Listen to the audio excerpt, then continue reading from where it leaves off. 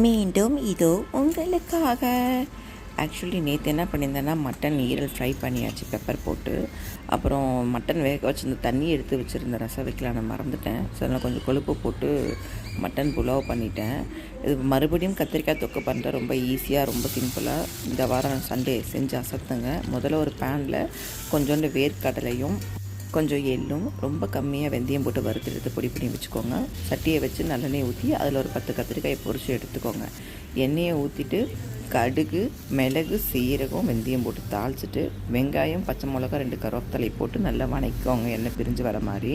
அப்புறம் இஞ்சி பூண்டு பேஸ்ட்டு போட்டு அதையும் நல்லா வணக்கிட்டு கொஞ்சோண்டு மஞ்சத்தூள், மிளகாத்தூள் மட்டும் போட்டுக்கணும். கல் போட்டு தக்காளி போட்டு நல்லா வதங்கி விட்டுட்டு அதுக்கப்புறம் பிடிச்சி வச்ச கத்திரிக்காயை போட்டு கரைச்ச புளியை ஊற்றி ஒரு கொதி வந்தோடனே இந்த பவுட்ரு போட்டு நல்லா கலக்கிட்டு எண்ணெய் பிரிஞ்சு வர வரைக்கும் வெயிட் பண்ணி கொத்தமல்லி தூவிட்டு அழகாக சூப்பர் அப்படி சர்வ் பண்ணுங்கள். இந்த சண்டே ட்ரை பண்ணி பார்த்து தயவு செஞ்சு